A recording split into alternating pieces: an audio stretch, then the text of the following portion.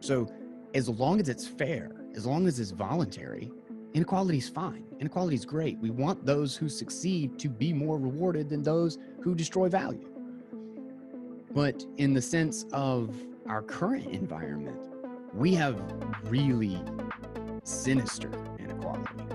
If everybody, if the water's flowing and everyone is benefiting, right, everyone's cup is filled, people are happy, right? They have better things to do than to line up outside of someone's house and threaten to chop their head off.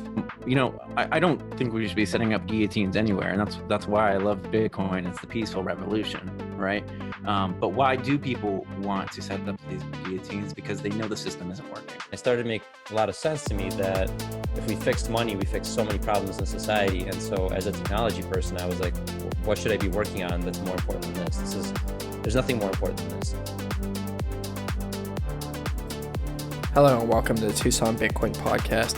Today I have on Alex Gladstein, who is the Chief Strategy Officer over at the Human Rights Foundation. In this conversation, we talk about human rights, how Bitcoin protects human rights, and kind of the future issues around privacy and technology. It was a really fun conversation. I felt like I learned a lot. He's just a really smart guy, and he's just got good content all over the place. Whether he's talking about Bitcoin, decentralization of government, or democracy in general. I hope you enjoy this conversation.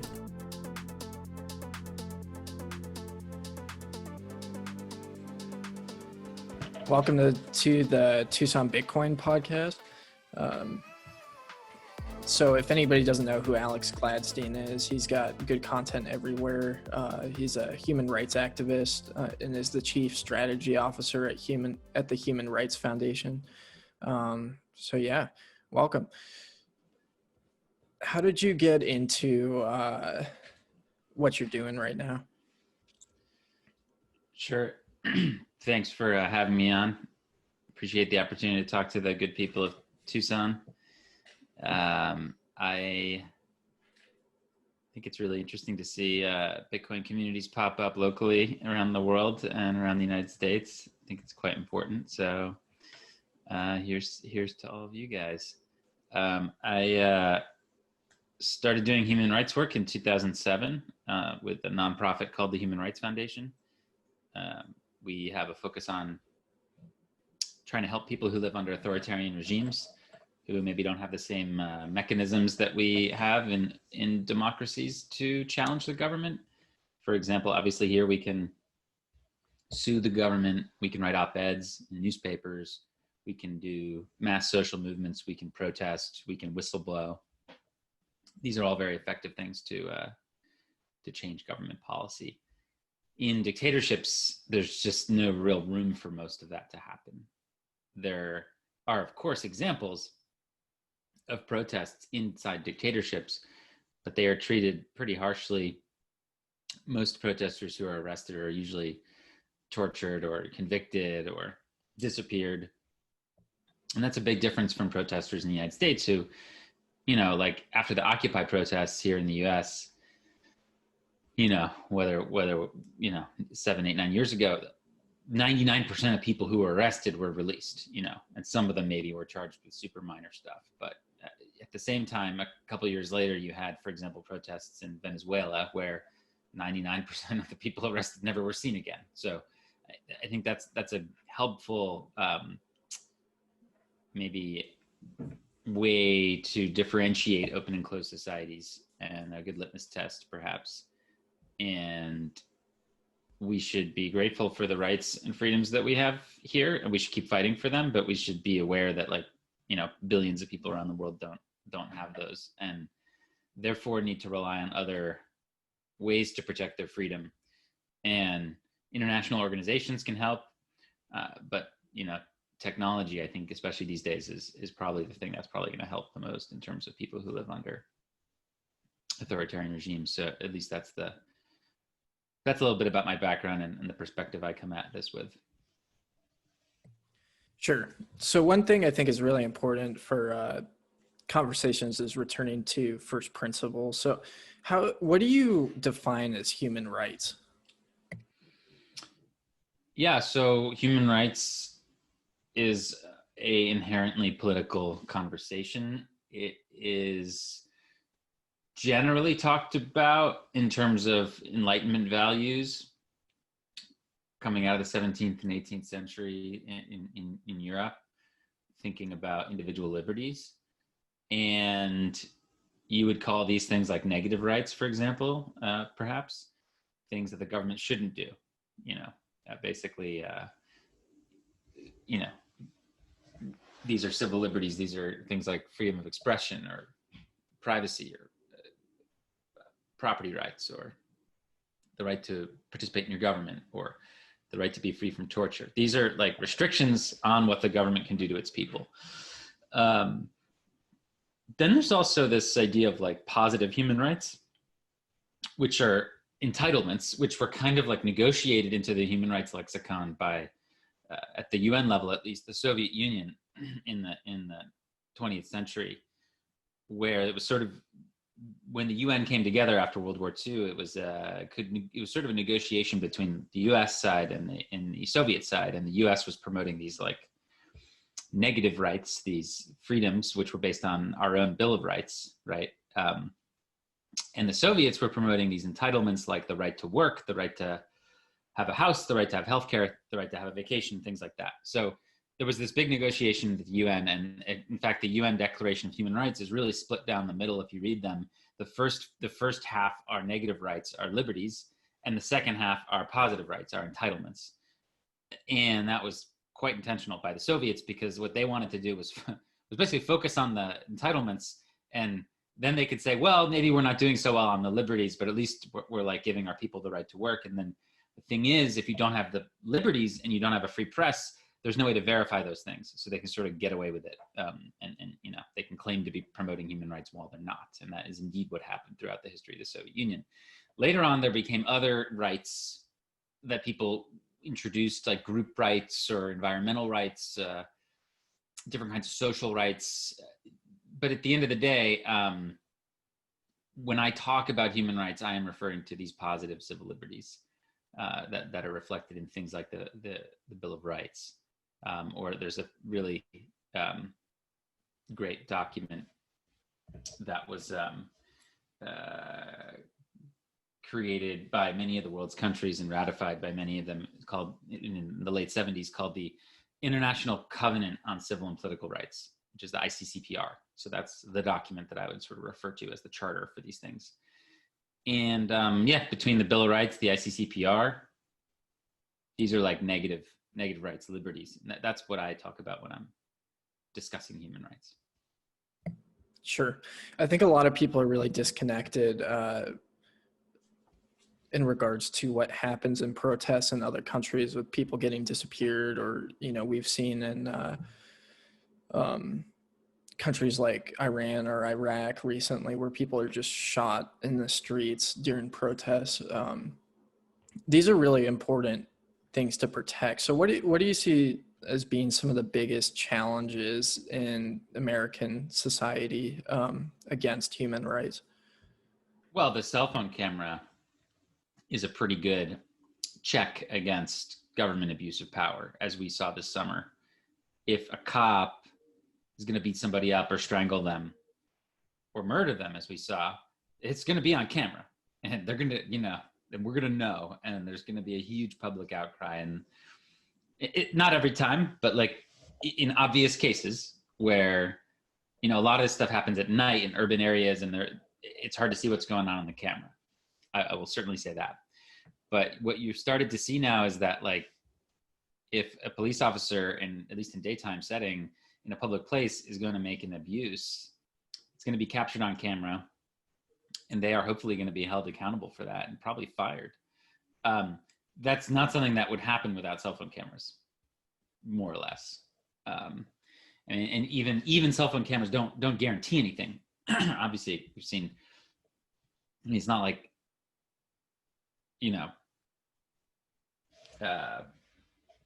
George Floyd cares that his death was filmed on a camera, or Eric Garner. It's not like he cares that his death was filmed with a camera. But in general, it is a useful technology that does allow the citizens to sort of check the power of the government.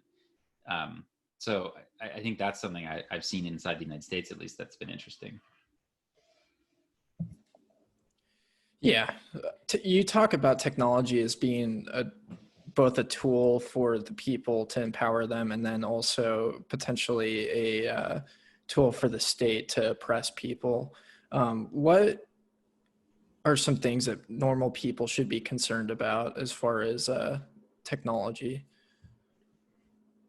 Sure. Well, I'm sure, as we'll get into, I think that encrypted messaging in the form of user-friendly apps like Signal is very important to help protect your privacy and check the surveillance state, as is using Bitcoin, which I think is really important from the first principles of digital cash. Protecting your ability to make payments, move money around, and save outside the control of the government, I think, is going to be very important moving forward. On the other side,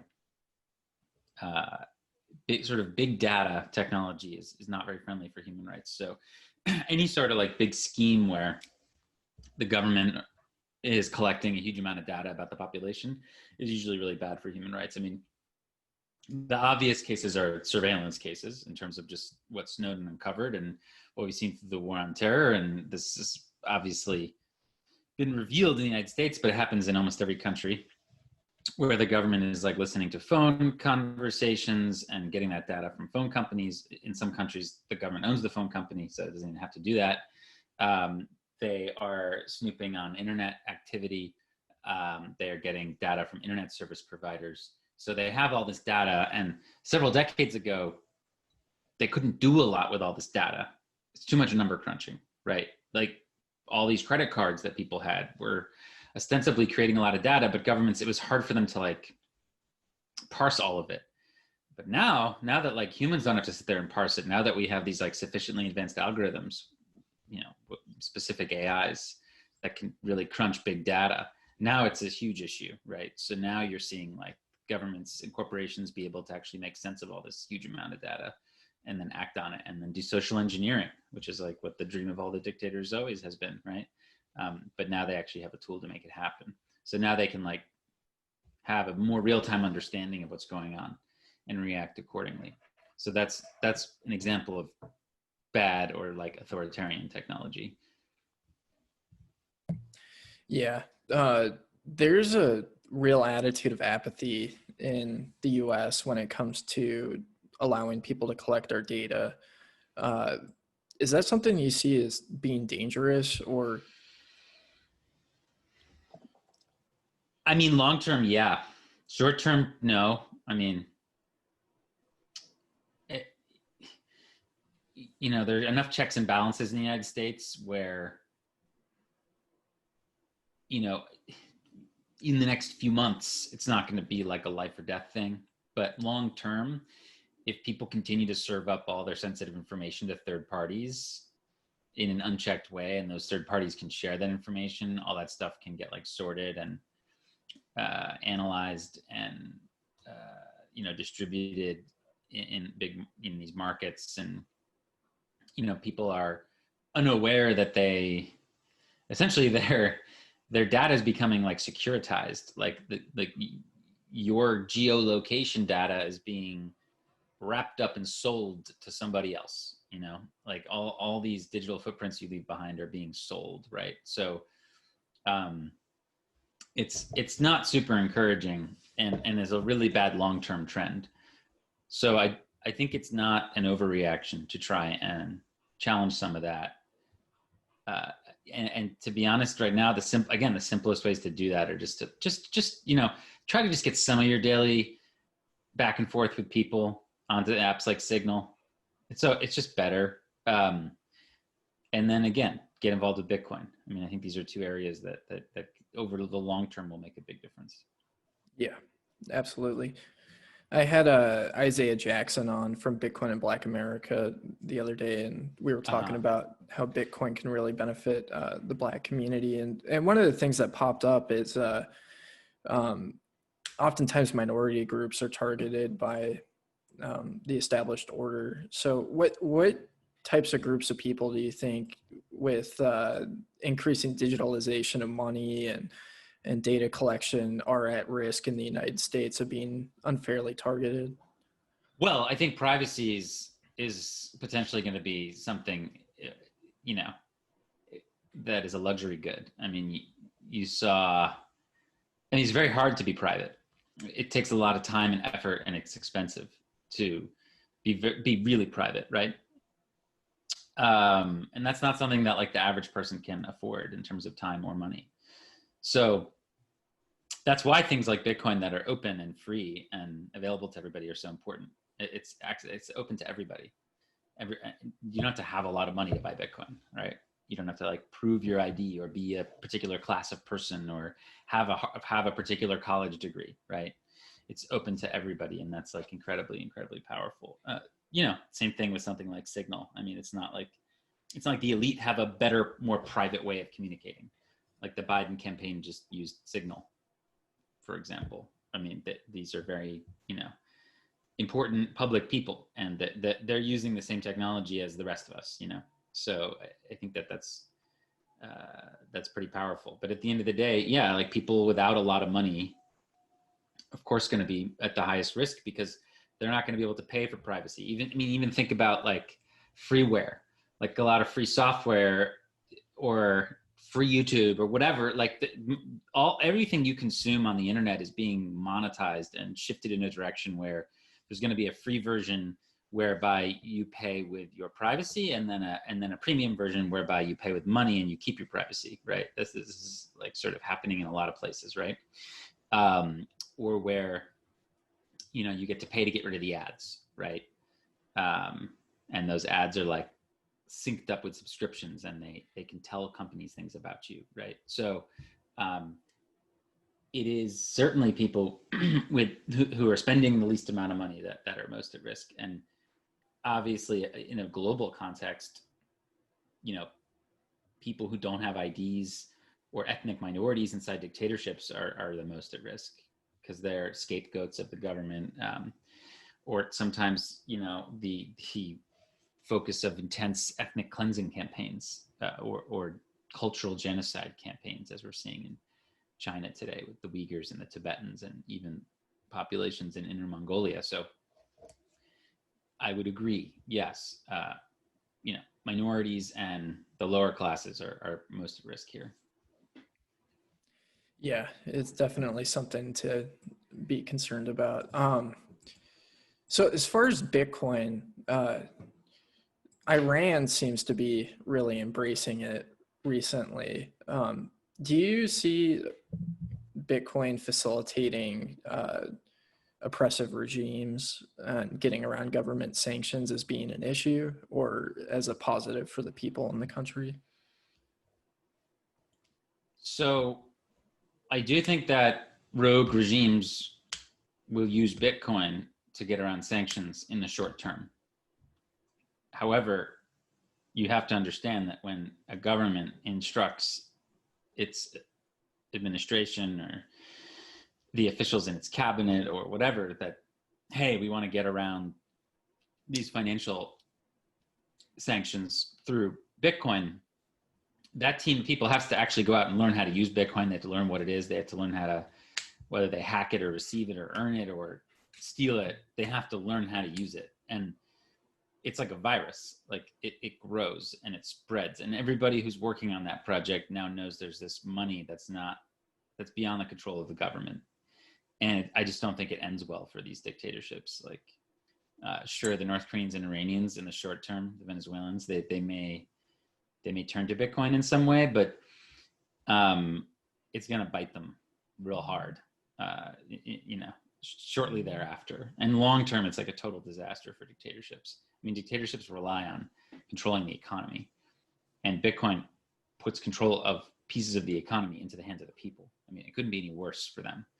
I also think that there's going to be trepidation from dictators because the smart ones are going to figure this out pretty soon, and they're not going to be so excited about popularizing Bitcoin or adopting Bitcoin. So I think you're going to see that soon enough. But if you just look at China, I mean, you see a regime that doesn't really, it seems like it doesn't really know what to do about Bitcoin. Like clearly it's signaled many times that it doesn't want its people taking RMB and exchanging it for Bitcoin and vice versa. And there's been various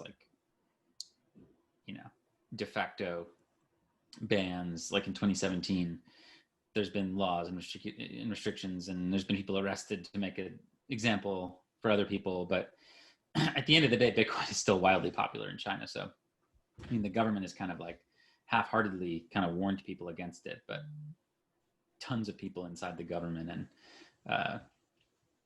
in the high up in the business sectors, I mean, they mine Bitcoin, they use it to move their money abroad. So the virus spread pretty fast over there, I guess is what I'm saying. So I think they're beyond the ability of banning it. I think that's going to be difficult. So in some short term, it might be helpful for some of these dictators, but it's a disaster for them in the medium to long term. Sure. Yeah, it seems like when a country bans Bitcoin, it actually makes the network stronger, and kind of you live in a it, dictatorship. You've been conditioned to be very interested in whatever the government says not to do. So whether or not you do it, you're interested in it. So all of a sudden, the government says, hey, this asset that you've heard about that's done really well, don't touch it. It's not for you. I don't think that's going to go so well. It's going to be huge black markets for these things, which just drive the price up even more. I mean, the thing is, maybe governments can keep the people off the internet because, you live in China, what's it really worth it to you to learn what happened in Tiananmen Square and share that with your friends and family? I mean, is it really going to make that much of a difference? I mean, it's admirable to want to know the truth, but it's not going to put more food on your table. But at the same time, let's say in 5 years, China has introduced this CBDC, the central bank digital currency, the DCEP, and cash is basically, they've gotten rid of cash 5-10 years from now. And everybody's forced to use this RMB, and they have no access to the dollar, right? So at least most people, maybe the rich do, but most people don't. And yet they know that this thing is out there, Bitcoin, and it keeps increasing in value over time. There's nothing that you're going to be able to do to stop them from getting it. Nothing. I mean, they're going to want a better future for their family. So they're going to want Bitcoin. They're going to want to invest in it. They're going to want to save in it. So I just think it's going to be really difficult for governments to prevent their people from using this thing. Yeah. One of the more interesting arguments against governments potentially banning it in the future is that even the people in the government are going to want their hands on it. Like the regulators are going to eventually. It just harnesses human greed in this perfect way. I mean, who's not going to want some? You'd have to be crazy not to. So yeah. So I've been going down the libertarian rabbit hole recently and reading The Creature from Jekyll Island, and one of the things that arguments that's presented in the book is that central banks are kind of an enemy against free and open societies in the sense that they promote a school of thought that inevitably makes the government bigger and have more control. Do you feel like central banking is a problem for democracies? Yeah, it's a tough question. I think that central banking is a pretty short-lived experiment. In some ways, in the far future, I imagine that people will look back in time and see the era of a very small group of people getting to make all the decisions about money for everybody else as being kind of like a king or a tyrant or a dictator in some ways. Kind of like an old concept that seems whimsical, maybe even, hopefully. Because, at the end of the day, it just seems strange that, again, this small unelected group of people can kind of determine what money is and how it works. And it's run its course. I mean, it certainly has had some victories. And, it seems pretty clear that it probably can't go on like this forever without adverse effects for the society. I mean, again, most people's central bankers aren't printing the euro or the dollar. Like those people are part of the lucky billion, you know?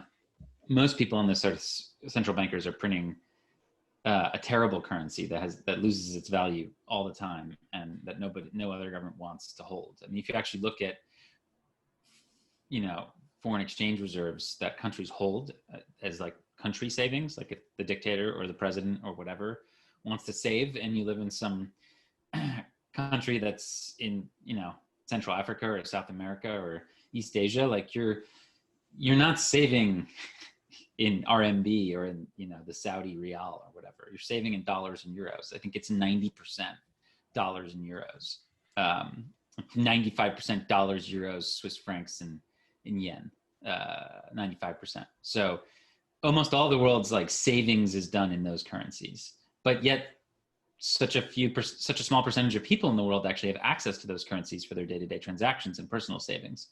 So there is like this lucky billion of people who live in advanced economies who enjoy a working economy, but most people don't have that, right? And for most people, central banking has been a total disaster because it has allowed their government to run roughshod over the people and steal their money, basically. I think where it gets tricky is because some governments have performed better than others, largely because of things like property rights and being open and having democracies. Like they've performed really well economically, so they've been able to prop up their currencies, and those currencies are like the ones that are most in demand. But I would be careful about thinking that could last forever. I realize we're about to embark on this great modern monetary theory experiment, probably in most countries where there is not like a debt limit or the idea of a limit to the debt, or even the idea that growing debt is bad is looked down upon in MMT circles. I mean, they're basically like, we should just keep printing money until we don't need to print it anymore. I mean, it's just essentially what they're saying. I mean, and you know, eventually there'll be some inflation that like, you know, holds us back from printing more. So we're going to get to see that play out. So here's the thing: no matter what you think about the era of central banking, I mean, Bitcoin is a great hedge against it. Like, no matter what these people do with their newfound economic powers, you're going to get to have your own savings that's sovereign, that they can't devalue. So, and this may matter less, again, for people who live in these advanced economies where the politicians, you know, for one reason or another, have had much better track records. Central bankers in other countries have had very bad track records. But this is like the great equalizer. This gives everybody the opportunity to have this asset that has an algorithmic monetary supply and that is not controlled by some people in some smoky back room making arbitrary decisions for the rest of us. There is no Davos for Bitcoin. Like, there is no group of central bankers that can get together and say, hey, we're going to like slash interest rates and we're going to experiment with zero interest. No, there's no zero interest rate possibility in Bitcoin. No one is going to get to determine the issuance rate beyond what was set in stone in January 2009 by Satoshi. That's it. So it is this like great equalizer and this great opportunity for everybody to have a hedge or an alternative in a world where I would just be concerned about the health of a lot of fiat assets. That being said, that's what I believe.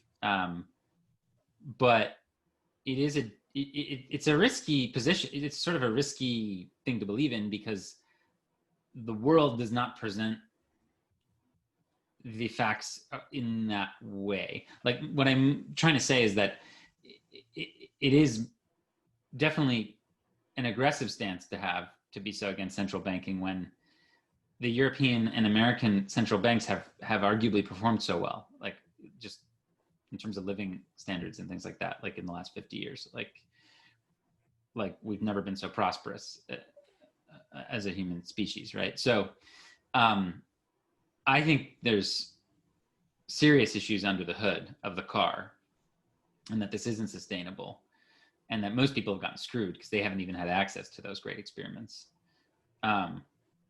but I feel like you can understand why the average person would look at you if you were to say, hey, central banks are terrible, and be like, what do you mean?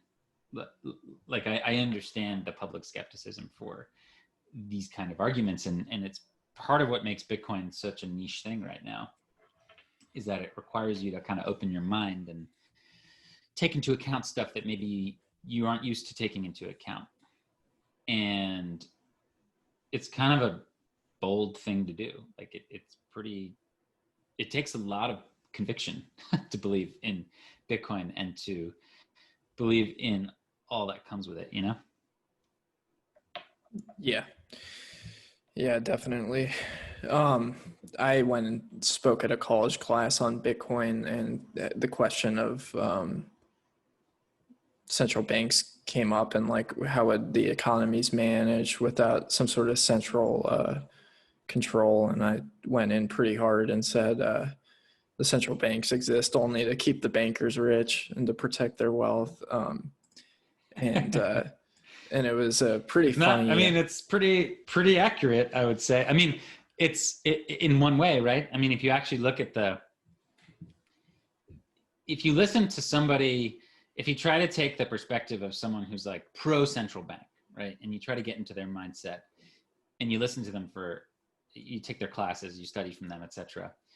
The case they try to make is that being on the gold standard was too volatile, and it was terrible for the economy because we had these big crashes and bubbles, et cetera, and there was no backstop, et cetera, et cetera, et cetera. So they basically try to paint the picture of like central banks being an evolution of just, you know, monetary theory and of you know, government management of the economy. And they do it in a pretty convincing way. You know, if I didn't know what Bitcoin was, it would be harder for me to be critical of central banks. Let's put it that way. Because gold, we're not going back to the gold standard. We're not. It's a dumb piece of rock. And there's going to be a lot more gold that we find in the future. I think gold is helpful because it's been such an amazing store of value for so many thousands of years. And it shows you why scarcity is important. But, you know, it would be very difficult to have these beliefs, I think, if Bitcoin didn't exist. And look, the argument for, you know, why there should be this backstop on the commercial banking system it's not a crazy argument. It seems to make sense. So I just think it's going to be difficult to convince here's the good thing. It would be very difficult to convince all these people that believe in central banking that we shouldn't do it. In fact, impossible, because they control the central banks. But that's not how Bitcoin operates. Bitcoin doesn't have to convince anybody. Bitcoin has it has number go up technology, NGU technology. That's how it's going to convince them. So, you know, we don't need to go to central bankers and argue with them about Bitcoin. That's the beautiful thing. We can focus on making it more private, making it more usable for people. Bitcoin will address the central bankers. Like, they'll have to deal with it at some point down the road. So it's not something, it's such a beautiful thing, because like, unlike any other kind of social movement, like even with encryption in a way, like simply because it doesn't offer a way to, there's nothing within encryption that's profitable. So like, you really have to be altruistic in a lot of ways. Like, look at the Tor project. The people that run the exit nodes don't make any money, you know? So they're volunteers. So even this idea of encryption, and all the cypherpunks, a lot of them had full-time jobs doing something else, right? And they were just, you know, whittling away like Satoshi, right? But they were, you know, they got their full-time job somewhere else. Bitcoin's the first time really in many ways where you've had like this sort of a radical cypherpunk tool where, you know, you can just live in Bitcoin and make money against fiat currency, you know, by doing what you want to do. It's a very interesting moment, I think. And I think very promising, because usually the promotion of privacy and freedom is a voluntaristic thing that does not reward you with profit. Like, it's not, you know, these technologies usually are not very profitable. So anything that challenges government power is usually not that profitable. So it's pretty exciting to see this all play out like this. Yeah, it's pretty mind-blowing, actually, how quickly a lot of it's happening. It seems like every couple of weeks there's a new billionaire going on TV talking about how they're adding Bitcoin to their Of portfolios. course. I mean, you have to be crazy not to by this point. And again, that's number go up, NGU technology, and that's what's going to pull in people.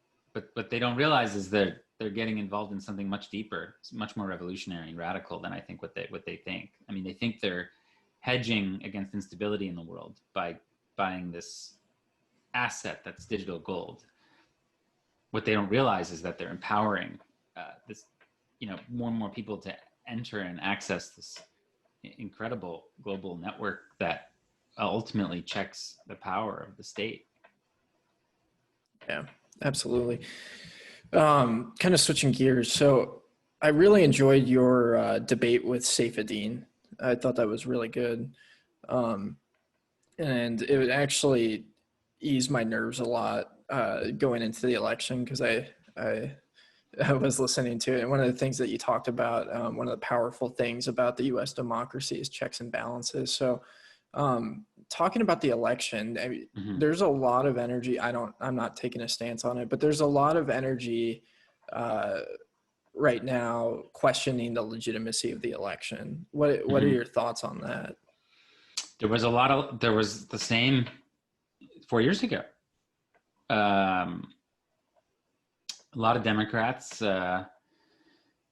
really believed that the election that put Trump into power was illegitimate, that it had been, aided by the Russians or some other government, that there were issues with the ballot machines, that there had been some sort of fraud, whatever. I mean, there was so much of that it boiled over into a investigation at the highest levels of the government, and the sitting president ended up getting impeached by the House. I mean, it was a pretty big deal. So I think it would be pretty naive for people to think that couldn't happen again. And yet, now we're seeing it. However, I don't think the system is broken. I think we're going to see what happens. I mean, over the next few weeks, like the Trump administration is going to, it's going to court. There are all kinds of legal opportunities for these people to prove their case and dig up evidence, and all that stuff will be looked at by courts, and we'll have to see. And if courts in certain states think that the election had a problem, there's lots of tools available. I mean, hey, in the year 2000, there was a recount in Florida. And the result of that was a case brought to the Supreme Court, which paused the recount and gave the election to Bush. So we'll have to see. But again, I think that here we have a very tense moment in our country's history, and yet it seems like the most likely scenario is that these checks and balances in the legal system will ultimately provide all the opportunities to the losing side to contest, but eventually exhaust them. If they can't prove that they are the rightful winners of the way that we choose our president, then the other side will come into power. And this thing of multi-party politics, I think, is so important because it prevents one group of people from gaining too much power. And that I think is really what the debate with Saifedean, I think, is all about. In the end is that democracy is like this mechanism for shuffling the people in power so that they don't get too much control. If you just allow a family to be in control forever, like they're absolute power corrupts absolutely. They're going to do horrible shit. Like we've seen this, like there's just so many examples. Like a lot of the people who've been in power for a long time are all brutal dictators. Like, I mean, look at the Syrians or the North Koreans, or, I mean, these are all people who've been in power. These are all monarchies, right? So it's very, I would say it's nearly impossible to find a monarch who is not running a police state these days, I mean, I think in the debate we settled that like Jordan and Morocco as being like probably the best examples of like monarchies today, real monarchies, but like these are both dictatorships that have secret police, and they're certainly better than the surroundings, I would say. I think you can make a case that Israel has a better functioning government than Jordan. Certainly has more business opportunities and more patents and more scientists and more innovation and things like that. More scientific leadership. But I mean, at the end of the day, these are fairly low bars. Like, you wouldn't put Jordan and Morocco in the top 25 of the best performing governments in the world. I mean, they wouldn't be close. So I just think this idea of like a monarchy or some sort of authoritarian state is a poor one, and democracy is a really good one. I think, and I think America has a very particular model which is not suitable or desirable by other democracies. I mean, there's many ways to have a democracy, but at the end of the day, as long as we have a free press, which we do here in the United States, and as long as we have civil society organizations, which we do, there are nonprofits on both sides suing and whistleblowing. As you and I speak right now, there's all kinds of activity. The ACLU is suing the president in Pennsylvania. Project Veritas is whistleblowing, going to court with other people. It's this beautiful back and forth, right? And none of that shit happens in China, you know? So all these things that are protected by balance of power in a democracy, which is sort of in the end made possible by the fact that there's this transition of power, this regular transition of power every few years, I think is quite important.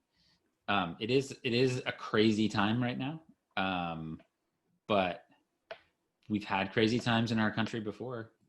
There've been contested elections, so I mean, we'll see. I'm not sure that this is any crazier than the year 2000, to be honest. But we'll see over the next few weeks. But I'm pretty sure this is going to be our institutions will protect us, and this will be a peaceful transition of power, one way or the other. Yeah, I definitely think that it will be a peaceful transition of power. And yeah, I mean, one of the things that popped into mind, so I have a background in social work, and so sometimes I think in those types of terms, and I kind of relate government abuses to being similar to domestic violence abuse. So like typical attitude that somebody engaging in domestic violence will do is they'll isolate the person and take away any accountability. So remove them from their family, whether that's moving or forcing them to cut off relationships, and become very controlling over their life. And I just think that's really interesting. The ideas of checks and balances being so hugely important, whether it's within the government or outside, like a free press, like you were talking about. So yeah, it's really comical to me to see all the screaming about election meddling, seeing the long history of election meddling that the U.S. has engaged in other countries. But yeah, it's very interesting to me. Where are some good places that people can follow your work? Well, they can follow me on Twitter at Gladstein, and they can visit the Human Rights Foundation at hrf.org. And I have a bunch of articles and essays that I've written, and podcasts I've done that you can look up on Time Magazine or CNN or Bloomberg, Forbes, Quillette. I've done a few others. So you can check my stuff out there.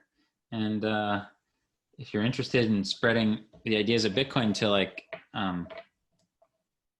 people who haven't learned about it yet, I think this book I worked on last year called The Little Bitcoin Book is a helpful intro. I wrote it with Jimmy Song and a bunch of other Bitcoiners from around the world. So it's on Amazon, and it's in a bunch of different languages too, actually, if you go to thelittlebitcoinbook.com. So yeah, I would say check that out. I haven't even heard of that yet. I'm excited to check it out. Oh, it's a good one. It was a lot of fun. It's a quick little primer, about 100 pages. That is, I think it was fun. We did it in the design sprint. We lived in the house together, 8 of us, for like a week, and we wrote the book. Wow, that sounds like a lot of fun. It was great. Yeah. Well, I really appreciate you coming on and talking. Yeah, anytime. Thanks for having me. Look forward to following your work. That was a really fun conversation with Alex, and I felt like I learned a lot. I feel like these conversations are more important than ever to have right now, to be sober-minded and to really question, what are human rights and why are they important to protect? Because, one thing that is inherent in human nature is to kind of surrender rights for exchange for security. And one thing that we know is that once we give those rights away, they oftentimes don't come back easily. And so, it's just a time to be really careful, I think. And Bitcoin really is a unique tool to protect your rights, and protect your self-sovereignty. And so it was a really fun conversation on those issues. But yeah, if you like what I'm doing, you can support me on Patreon for as little as $1 a month at Tucson Blockchain. And your support really goes a long way to giving me resources to keep on putting out content. You can also donate Bitcoin to me on the Tucson Blockchain website. And but ultimately, the best way to support me and the podcast is just to get the word out to your friends. To retweet, to like, subscribe, leave reviews, do all that stuff to push it up in the algorithms. Really helps. And thanks for listening.